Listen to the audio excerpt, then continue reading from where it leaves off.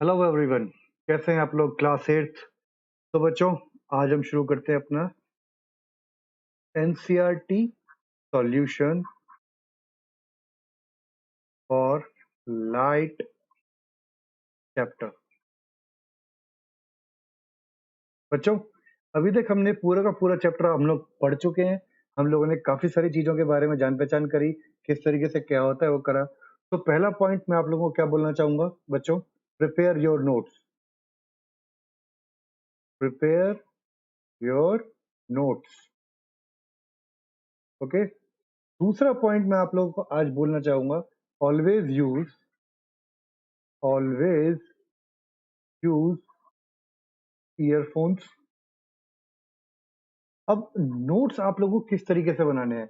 आप लोग जो भी नोट्स बनाते हैं बच्चों, अगर कई बार आपको लगता है कि मैं बहुत तेज हो रहा है, आपका टीचर बहुत तेज है, आप वीडियो को पॉज करो, सुनो, रिवाइंड करो, फिर पॉज कर लो, दोबारा लिखो। तो इस तरीके से आप लोग वीडियोस को कर सकते हैं। और ये मैं बता रहा हूँ, ये वीडियोस आपकी कुछ टाइम के लिए ही आपकी अवेलेबल रहेंगी। अगर आप लोग उस टाइम पे नहीं पढ़ेंगे तो ये वीडियो प्राइवेट हो जाएंगी, फिर आपको ये चीज नहीं मिलेगी। और फिर मत बोलना कि सर ने बताया नहीं था। तो जिन बच्चों ने जो है रेगुलर आप लोग पढ़ते रहेंगे, आपको जो है वीडियोस मिलती रहेंगी, अदरवाइज आपकी ये वीडियो रेगुलर आप लोगों को नहीं मिल पाएंगी। ओके, चलिए जी। तो ये दो पॉइंट आपके हुए, prepare your notes, always use earphone while watching these videos. उसके बाद में आपको मैं एक थर्ड पॉइंट बताना चाहूंगा, read your NCERT. Read your NCERT book. NCERT book पूरी की पूरी आप लोग रीड कीजिएगा अच्छे से, ठीक है। चलो जी, चलो फिर हम मूव होते हैं अपने पहले क्वेश्चन की तरफ। चलिए इसको मैं थोड़ा जूम कर देता हूँ, आइए। तो फर्स्ट क्वेश्चन हम लोगों के पास है बच्चों, that is suppose you are in a dark room, can you see objects in the room? Can you see objects outside the room? Explain. So if you are in a dark room, can you able to see the objects inside the room? No, we cannot see the objects which are inside the room, because in a dark room there is no light, and if there is no light, then our eye will not work. So you can say that in a dark room we will not be able to see objects. Now second question, can you see objects outside the room? Explain. Yes, we can see the objects outside the room, because outside there is light which is reaching to our eyes, and hence we can see our, hence we can see, you can say, objects outside the room. So for exam purpose, what you have to write, just look at this. We can see an object from which reflected rays enter our eyes. The light may be emitted by the object, or we can see the object from which the reflected rays enter. Okay, so first you have to explain how you are able to see object. हम लोग कैसे object को देख सकते हैं? भाई हम कैसे देखते हैं? जब किसी ऑब्जेक्ट से आईज हमारी आंखों में पहुंच जाती है तो हम उसको देख पाते हैं। तो यही बात इसमें बोली है, we can see an object from which reflected rays enter our eyes. Okay, the light may be emitted by the object or may be reflected by the object. In short हम लोग क्या लिख सकते हैं इसको, we can see the object because the light may be reflected or may be emitted by the object. Thus we cannot see the object which is placed in the dark room, because dark room if it does not emit its own light. अगर वो अपनी कोई light emit नहीं करता है तो हम उसको नहीं देख सकते। अगर उसकी अपनी कोई लाइट नहीं है तो नहीं देख पाएंगे, अगर उसकी अपनी कोई लाइट है तो we can see it. Okay, whereas an object outside the dark room can be seen if there is either light outside the dark room or object emits its own light. तो या तो अगर वो जो object है आपके पास उसकी अपनी एक लाइट हो, या फिर आपका क्या कहते हैं उसे, जो वो है रिफ्लेक्ट करके लाइट को दे रहा हो। इन दोनों केसेस में हम लोग outside the room we can see the object, but inside the room we will not be able to see the object. Okay, clear? तो आप लोग ये आंसर लिख सकते हैं अपनी नोटबुक के अंदर। बच्चों इस आंसर के लिए फटाफट आप लोग इसका स्क्रीनशॉट लो। अगर स्क्रीनशॉट लेना नहीं आता तो वीडियो को पॉज कीजिए, इस आंसर को अपनी कॉपी में नोट डाउन कीजिए। Okay, no need to write the question, just write answer number 1, और आप लोग इसको इस तरीके से कर सकते हो। ठीक है, मैं आपको लैंग्वेज इसीलिए दे रहा हूं क्योंकि आपको पेपर में क्या लिखना है that is more important thing. समझ में आ जाता है समटाइम्स, कुछ हम लोग के साथ में आदत क्या होती है, हम लोग समझ जाते हैं चीजों को, बट लिख नहीं पाते, तो लिखने के लिए आपको इस तरीके से ध्यान रखना है। ओके, चलो भाई, अब नेक्स्ट क्वेश्चन देखते हैं। Differentiate between regular and diffused reflection. Does diffused reflection means the failure of laws of reflection? तो सबसे पहले कहता है differentiation between regular and diffused reflection. अब रेगुलर और डिफ्यूज में क्या था? रेगुलर में क्या था? They follow laws of reflection, and diffuse does not follow laws of reflection. In regular medium, if lights are parallel to each other, they will, after reflection, they will again parallel। मैंने आपको पूरा का पूरा बताया video के अंदर। Second नहीं, first lecture या सेकंड लेक्चर में से वीडियो होगी ये, आप लोग उसमें ध्यान से देख सकते हो। पूरी पूरी आपको चीजें उसके अंदर एक्सप्लेन करिए। ओके, चलिए अब हम देखते हैं आपको इसके अंदर एग्जाम में क्या लिखना होगा। तो आपके पास ये पॉइंट्स आ जाते हैं बच्चों। तो regular reflection, it occurs when a parallel beam of incident रे remain parallel after reflection, but in case of diffuse reflection, it occurs when parallel beam of incident ray does not remain parallel to each other after reflection। वो parallel नहीं रहता। अब regular reflection कहाँ होता है? Smooth surface पे, जैसे कि मिरर है, आपका स्पून है, शाइनी वुडन सरफेस है, इन पे क्या होगा? Regular reflection. डिफ्यूज कहाँ होगा आपके पास में? आपके पास में पेपर है, डोर है, कोई आपका रफ पेपर है, वुड मैंने कहा पॉलिश्ड वुड और unpolished would. Unpolished would will give you a diffused reflection. Okay, clear हो गई बात? देन आप लोग क्या करेंगे, इसमें इसका डायग्राम बना देंगे। डायग्राम याद है आप लोगों को कैसे बनाना था? नहीं याद? चलो मैं आपको डायग्राम बता देता हूँ। सपोज करो ये आपका सरफेस है। ओके, आपके पास में parallel rays of eye, then ये पैरेलल आपकी डाइवर्ट हो गई।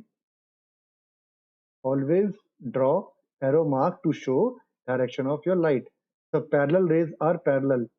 Incident rays are parallel. Two incident rays are parallel, and after reflection again they are parallel. So this is your regular one. And what about the diffused? Suppose करो ये surface था, one ray will move there and other ray will be, you can say, suppose this is like this surface है, ठीक है? So this ray will move and it will like this, and it will move this direction. Suppose another ray is there, it will move like that. Another ray, it will move like this. So these rays are not parallel to each other. You can clearly see these rays are not parallel to each other. So therefore this is a diffused reflection. Got it? Clear? चलिए जी, तो next question आता है आपके पास में। No, diffuse reflection is not a failure of laws of. अब इसमें क्या बोला था? क्वेश्चन था, does the diffuse reflection means the failure of laws of reflection? No, ये फेलियर नहीं है। फेल नहीं है तो लॉज ऑफ रिफ्लेक्शन होता है, बट वहां पे लॉज ऑफ रिफ्लेक्शन हमें एक्चुअली दिखाई नहीं पड़ता। हमें लगता है कि ऐसा लॉज ऑफ रिफ्लेक्शन वो फॉलो नहीं कर रहा, बट वो फॉलो लॉज ऑफ रिफ्लेक्शन ही करता है। क्यों? क्योंकि जो आपका बच्चों इंसिडेंट सरफेस होता है वो एक स्ट्रेट ना होके वो ऑब्लिक्ड होता है। तो ऑब्लिक पे वो लाइट हमें लगता है कि वो लॉज ऑफ रिफ्लेक्शन फॉलो नहीं कर रहा, बट वो एक्चुअली लॉज ऑफ रिफ्लेक्शन ही फॉलो करता है। चलिए अब देखते हैं बच्चों क्वेश्चन नंबर 3 क्या कहता है। तो क्वेश्चन नंबर 3 कहता है, mention against each of the following whether regular or diffused reflection will take place when a beam of light strikes। Justify your answer in each case। तो polished surface, so this is a regular or diffused? Just जल्दी फटाफट मेरे को comment section के अंदर लिखते रहिए आप लोग। लाइव चैट ऑप्शन आपके साथ है, लाइव चैट ऑप्शन में आप फटाफट लिखिए। तो polished wooden surface, this is a regular surface because each pores it has a even surface. The pores are filled with the polish, so you will get a even surface. Chalk powder, diffused one because chalk powder has an uneven rough surface. Cardboard, again diffused one, आप लोग देख सकते हैं। Marble floor with water spread over it, marble with water gives you a shiny surface or a regular surface. So option A and D are regular, mirror is also regular, and piece of paper is a diffuse। तो आपके पास answer क्या है बच्चों? फटाफट देखो, polished and then D1 and then E, these are A D and E, these are the regular one, and B, C, F are irregular. Okay, I think these are clear to you. Now, next question is state the law of reflection. भाई ये तो बहुत पुरानी बात होगी, laws of reflection. मैं लिखूंगा नहीं, फटाफट आप लोग कमेंट सेक्शन के अंदर लिखो। फर्स्ट लॉ क्या था? चलो मैं लिख देता हूँ, एंगल नहीं लिखूँ ना, नहीं ये नहीं लिखने वाला मैं। State the laws of reflection मैं जस्ट बताऊंगा। First is normal ray, incident ray, normal ray and the reflected ray all lie on same point at the same plane. Okay, and second point kya tha? Angle of incidence is equal to angle of reflection. So these are the two laws of reflection. Here, chalo bhai. Next question, describe an activity to show the incident ray, reflected ray and the normal ray all lie at the same point. चलो फटाफट इसका answer आपने note कर लिया है, ये भी note आपने कर लिया। चलिए, and the incident ray lie in the same plane. अब क्वेश्चन क्या था बच्चों, जरा ध्यान से देखिए। क्वेश्चन था describe an activity to show that incident ray, reflected ray and the normal ray all lie at the same point. Activity में आपको शो करना है, ये एक्टिविटी मैं आपको ऑलरेडी शो करके बता चुका हूँ, आप पिछला लेक्चर देख सकते हैं, उसके अंदर आपको ऑलरेडी एक्टिविटी शो है। Just for your knowledge activity क्या रहेगी ये, चलिए फटाफट देखते हैं, आपको ये एक्टिविटी बता देते हैं हम लोग। Take a plane mirror on the table. कुछ याद आया? ये वाली एक्टिविटी हम लोगों ने करी थी इस तरीके से, ये एक्टिविटी हम लोगों ने करी थी ना। Take a plane mirror on the table, take a paper sheet and make a small hole. Okay, चलिए मैं आपको दोबारा बता देता हूँ। ये take a plane mirror on the table, एक टेबल लीजिए, उसके ऊपर एक प्लेन मिरर को रख दीजिए, ठीक है। Take a paper sheet and make a small hole in it centre. एक पेपर शीट लेके उसके सेंटर में एक स्मॉल होल लगा दिया। Make sure that light in the room is not that bright, ज्यादा बहुत तेज रोशनी ना हो। And hold the sheet normal to the table and another sheet on the place of it on the table in contact with the vertical mirror. एक को उसके normal रखिए 90 डिग्री पे और एक को उसके पूरा वर्टिकल रख दीजिए इस तरीके से, जैसे आपको इसमें फिगर में आप लोग देख सकते हैं इजीली। ठीक है, now draw a normal line on the second sheet of the plane mirror, second sheet of the mirror. Now light a torch on the mirror through the small hole such that the ray light falls on the normal of the bottom of the mirror. When the ray from the hole is incident to the mirror, it gets reflected in a certain direction. You can easily observe that incident ray, reflected ray, and the normal ray all lie in the same sheet on the table. This shows that incident ray, reflected ray, and the normal ray to the surface at the point of the incidence lie in the same plane. या तो इस तरीके से show कर सकते हैं, या फिर आप लोग एनसीईआरटी एक्टिविटी का लेक्चर देखिए, उस लेक्चर के अंदर मैंने आपको ये सारा का सारा प्रूव कर रखा है, तो आप वहां से भी नोट कर सकते हैं। I think this is your first activity है या सेकंड एक्टिविटी है, सेकंड या फर्स्ट एक्टिविटी है जिसमें आपको ये पता लग जाएगा, ठीक है, जिसमें हमने पेपर को बेंड किया था। सेकंड लेक्चर या थर्ड लेक्चर के अंदर मैंने एक्टिविटीज आप लोगों के साथ में डिस्कस करा था, आप लोग वो एक्टिविटीज को देख सकते हैं। चलिए अब आ जाओ फिल इन द ब्लैंक्स पे। फर्स्ट क्वेश्चन क्या कहता है? A person 1 metre in front of a plane mirror seems to be dash metre away from its image. अब 1 मीटर है डिस्टेंस फ्रॉम द आपका इमेज, सॉरी आपका मिरर और object का डिस्टेंस, ठीक है। हमें पता है इमेज जितना ऑब्जेक्ट का डिस्टेंस होता है उतनी पीछे इमेज बनेगी, तो 1 + 1 2 मीटर, तो आंसर इसका आ जाएगा 2 मीटर आ जाएगा। Okay, if you touch your dash ear with the right hand in front of a plane mirror, it will be seen in the mirror that your right ear is touched with left hand. Lateral inversion बोलते हैं इसको, जो right होता है वो left दिखता है, जो left होता है वो right दिखता है हमें किसमें? प्लेन मिरर के केस में। ओके, चलो फिर नेक्स्ट देखते हैं हम लोग बच्चों। सी पार्ट क्या कहता है? The size of the pupil becomes dash when you see in a dim light. अब डिम लाइट है, लाइट कम है, तो पीपल के लिए क्या चाहिए? बड़ा हो जाना चाहिए पीपल, सो दैट की more light can enter, so the size of the pupil become big. Night birds have dash cones than rods in their eyes. More cones than the rods, because cones क्या होता है, light sensitive होते हैं, they will can get easily the large amount of light, और वो देख सकते हैं इजीली कि भाई कहाँ पे क्या चीजें होती हैं. ओके, चलो जी, अब हम इसके आंसर को चेक करते हैं फटाफट. चलो भाई, क्या कहता है, द 1-2 मीटर मैंने बताया था. You can touch your left ear with the right hand in front of the plane mirror. It seems to be that the right ear is touched by the left hand. Left का right हो जाता है, right का left हो जाता है आपका plane mirror के केस के अंदर. ठीक है जी. चलो, आपका एक चीज और बताऊंगा. कभी एक काम करना, आप लोग किसी चीज पे, कुछ दीवार पे कुछ चीज लिखो, बोर्ड पे किसी पे कुछ चीज लिख के देखो. ठीक है, या फिर अगर आपके घर में कोई चीज ऐसी हो जिसमें आपका क्या कहते हैं, आपने कुछ लिखा हुआ हो, कुछ दीवार हो ऐसी, या कुछ भी हो, या फिर आप लोग टीवी ऑन करना. टीवी ऑन करने के बाद में ना, टीवी के बाद में सामने अपने कैमरे से सेल्फी कैमरा ऑन करना, और आप अपनी फोटो क्लिक करना. अगर टीवी के ऊपर कुछ लिखा होगा तो वो आपको हमेशा उल्टा दिखाई देगा. देखना ध्यान से. सभी बच्चों, एम्बुलेंस भी जब भी लिखा होता है ना, एम्बुलेंस वगैरह किसी भी चीज पे, तो उल्टा लिखा होता है. वो उल्टा किस लिखा होता है कि अगर कोई बंदा गाड़ी ड्राइव कर रहा है, वो अपने मिरर में देखता है, रियर मिरर में देखता है, तो उसको सीधा सीधा लिखा जाएगा एम्बुलेंस, तो वो उसको साइड दे देता है. तो इस चीज को बोलते हैं हम लोग लेटरल इन्वर्जन. ठीक है, तो लेटरल इन्वर्जन में क्या होता है, लेफ्ट का राइट, राइट का लेफ्ट हो जाता है. ये एक प्रॉपर्टी है हमारे प्लेन मिरर की. चलिए जी, नेक्स्ट क्वेश्चन देखते हैं हम लोग क्या कहता है हमारे को.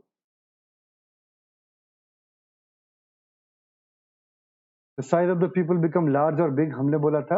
Night birds have less cones than the rods in their eyes. Sorry, less होते हैं, मैं गलत में बोल गया आप लोगों को. They have less cones than the rods in their eyes.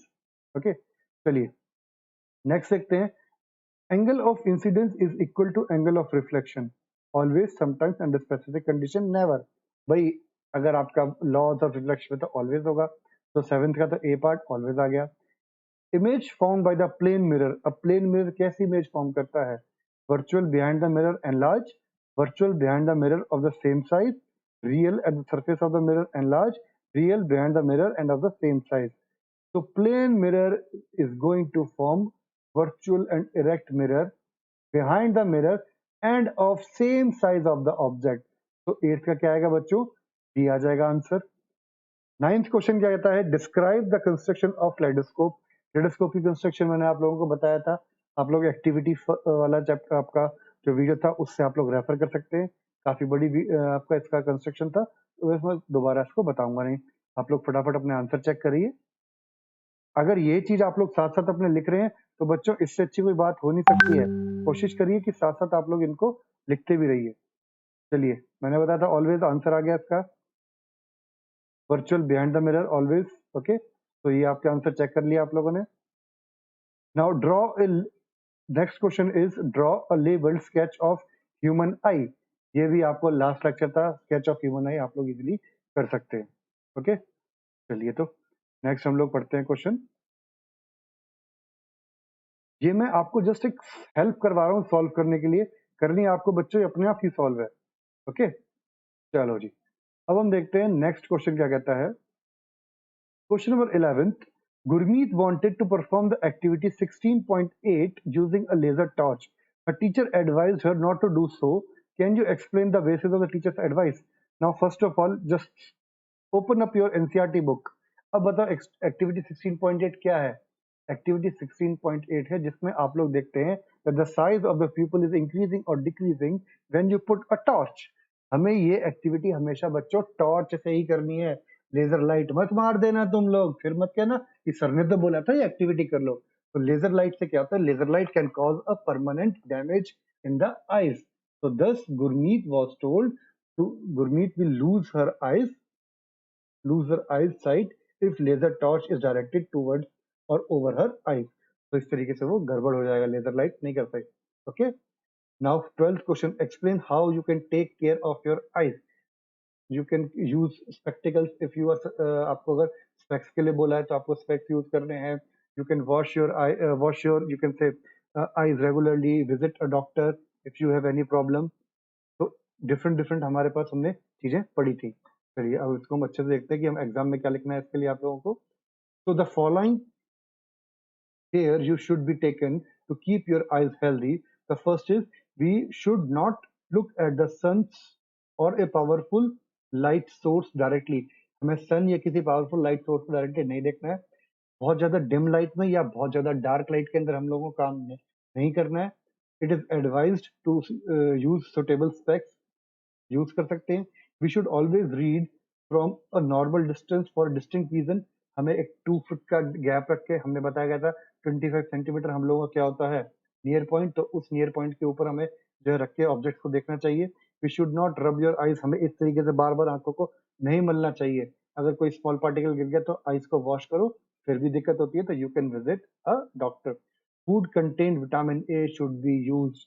जितने भी विटामिन ए जैसे कैरेट वगैरह फ्रूट्स होते हैं फूड होता है हमारे पास वो हमें खाना चाहिए फॉर बेटर और good what eyesight. Okay चलो नेक्स्ट क्वेश्चन देखते हैं.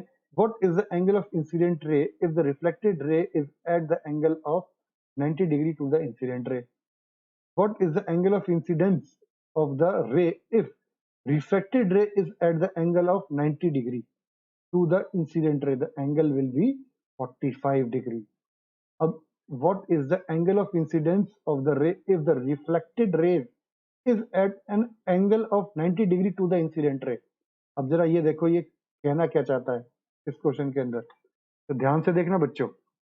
मैं आपको यहाँ ड्रॉ करके बताता हूँ. सपोज ये आपका प्लेन मिरर है. ये मैंने एक नॉर्मल बना दिया. This is my incident ray. This is angle I. Angle I is 45 degree. Incident ray हो गई है. ओके अब ये क्या कहता है ये इंसिडेंट रे में है बच्चों. ये है 45 डिग्री का एंगल. अब इस इंसिडेंट रे पे 90 डिग्री का एंगल बना दिया. ये क्या है पूरा का पूरा 90 डिग्री है. This is your reflected ray. So the angle of incident to the ray if the reflected ray is at 90 degree. What is the angle? What is the angle of incidence? What is the angle of incidence to the ray if the okay ये पूरा का पूरा क्या दिया गया. ये 45 नहीं दिया गया. देखो सॉरी माय मिस्टेक. ये 45 नहीं दिया. चलो इसको मैं क्लियर करके दोबारा बताता हूँ आपको. प्लेन मिरर लिया. ये मैंने क्या करा बच्चों. सपोज करो मैंने ये पहले मैंने क्या करा इंसिडेंट रे बनाई. इंसिडेंट रे बना दिया. This is incident ray. अब क्या आता है the angle of incidence of the ray if the refracted ray is at the angle of 90 degree to the incident ray. अब ये जो इंसिडेंट रे था अब इसके ऊपर इस पॉइंट से मैंने क्या करा इस इंसिडेंट रे के परपेंडिकुलर एक जगह वो बना दिया. तो ये क्या हो गया मेरे पास क्या हुआ बच्चों रिफ्लेक्टेड रे. और रिफ्लेक्टेड और इसके बीच में कितना एंगल है ये है 90 डिग्री का. ये रिफ्लेक्टेड रे. अब अगर इस पॉइंट पे बच्चों मैं टू द प्लेन अगर परपेंडिकुलर ड्रॉ करता हूं तो वो क्या करेगा it will bisect them into 2 angles. Bisect कर देगा. बाइसेक्ट करेगा तो मतलब बाइसेक्ट देम इनटू 2 हाफ 45 45 आपके पास आंसर आ जाएगा इस तरीके से. क्लियर. चलिए तो नेक्स्ट क्वेश्चन देखिए बच्चे क्या कहता है ये. How many images of a candle will be formed if it is placed between the two parallel plane mirrors separated by 40 centimeter. How many images of candle will be formed if it is placed between two parallel plane mirrors. बच्चों अगर two parallel plane mirrors होते हैं then you will get infinite number of images. चलिए answer को check करते हैं हम लोग. then you will get infinite number of images. इसका सबसे बढ़िया एग्जांपल क्या है भाई. आप लोग अगर सैलून शॉप जाते हो सैलून शॉप में क्या है दो मिरर आपके अपोजिट लगे होते हैं. अगर वो बिल्कुल पैरेलल होंगे ना बच्चों तो आप देखना इमेज के अंदर इमेज आपको दिखेगी इसके अंदर. ओके चलिए जी. तो अब कहता है नेक्स्ट क्वेश्चन आपके पास आता है बच्चों. Two mirrors meet at a right angle. The ray of the light. Question is the two mirror meet at right angles. Two mirror meet at right angle. a ray of light is incident on one at an angle of 30 degree as shown in figure this one. Okay, I will draw this figure again.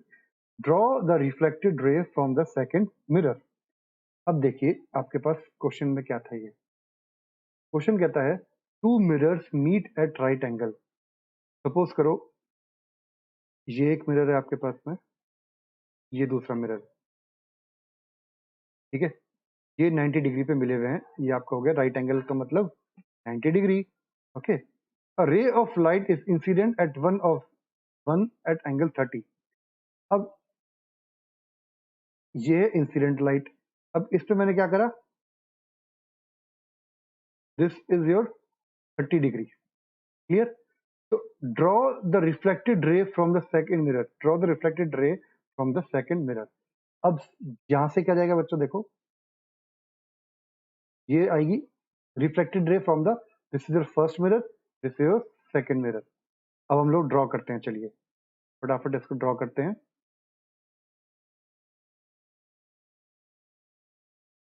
ध्यान से draw करते हैं, चलिए। ये मैंने normal बना दिया, this is 30 degree. First mirror था ये बच्चों सेकंड मिरर। फर्स्ट मिरर पे रिफ्लेक्टेड रे आती है, इंसिडेंट रेज 30 डिग्री। अब यहाँ पे नॉर्मल बनाया, इस पॉइंट से again reflection will take place. ये रिफ्लेक्टेड रे है, ये क्या है बच्चों, रिफ्लेक्टेड रे, रिफ्लेक्टेड रे for first but incident ray, this is also incident ray for second mirror. Okay, चलो अब मैंने क्या करा, इस पे एक 90 डिग्री का एंगल बना दिया। क्लियर? अब 90 डिग्री का एंगल बनाया। अब हमें पता करना है कि ये एंगल कितना होगा, और वी ऑल्सो नो दैट कि ये क्या होगा, इस तरीके से चली जाएगी। जितना ये एंगल होगा उतना ये होगा। सपोज इसको मैंने ले दिया, ये था एंगल I1 था, तो ये बन गया एंगल I2, और ये एंगल R2। तो angle I2 is equal to angle R2 is equal to question mark. अब बताओ ये कितना बनेगा, जरा देखो, सोच के देखो कितना बनेगा ये। अब जरा फटाफट दिमाग लगाओ थोड़ा सा बच्चों। ये दो क्या है, पैरेलल रेज है, ठीक है। और पैरेलल रेज के अंदर सपोज करो ये आपके पास में क्या है, यहाँ पे एंगल कट, ये आपका 90 डिग्री है, ये हमने बताया था 90 डिग्री है ये, ठीक है। अब ये राइट एंगल ट्राइंगल है, राइट एंगल ट्राइंगल बन रहा है, और राइट एंगल के साथ साथ ये ट्राइंगल में कैसा है आपके पास में, अगर ये पैरेलल रेज है और ये इंसिडेंट रे आती है, ये पैरेलल रेज है, ये दो पैरेलल रेज, और इसके साथ हमारे पास ये क्या आती है, एक रे ट्रांसफर्स आ गई। अब ये अगर ट्रांसफर्स आती है बच्चों, तो दिस एंगल, ये जो एंगल है ये इसके बराबर होगा, होगा नहीं होगा, कैसे होगा, सॉरी, ये वाला एंगल इसके बराबर होगा, this angle is equal to this one. क्यों होगा, कौन सा लॉ लगाओगे आप इस पे, जल्दी बताओ फटाफट मुझे, कौन सा लॉ लगेगा। when two rays are parallel to each other and one transverse ray is intersecting line is cutting to this, then they are alternate opposite angles। alternate opposite angle equal हो गए, ठीक है। ये मुझे पता कितना 30 है, तो ये भी क्या हो गया, 30 हो गया। अब ये, अब ट्राइंगल मान लो इसको A B C, A B C triangle हो गया, और ये 30 है, अब 30 हो गया ये। अब ट्राइंगल भी छोड़ो बच्चों, 90 डिग्री होगा, 90 माइनस 30 60, तो एंगल ये कितने के हो गए, ये 60 डिग्री के हो गए। इस तरीके से आप लोग इसे कैलकुलेट कर सकते हैं, ठीक है। चलिए, तो गाइज अभी तक हम लोगों ने क्वेश्चन नंबर 15 तक हम लोगों ने देखा, तो अभी हम इतना ही करते हैं, 15 तक क्वेश्चन करते हैं। नेक्स्ट क्वेश्चन हम लोग नेक्स्ट लेक्चर में करते हैं, और उसके अलावा हम लोग एग्जाम्पलर के भी कुछ क्वेश्चन सॉल्व करने की कोशिश करेंगे। तो आप लोग फटाफट यहाँ तक के क्वेश्चन निपटाइए, ठीक है। अब ये आपके एक या दो क्वेश्चन इसके बचे हैं, तो हम उसको नेक्स्ट लेक्चर में लेते हैं। चलिए, टेक केयर, बाय बाय। दोबारा बोल रहा हूँ, क्वेश्चन लिखने की जरूरत नहीं है आपको, आंसर को लिखिए, समझिए। लैंग्वेज जो आपको लिखनी है वो आप लोग यहाँ से कॉपी कर सकते हैं। वीडियो को पॉज कीजिए, लैंग्वेज को नोट कीजिए। Take care, bye bye.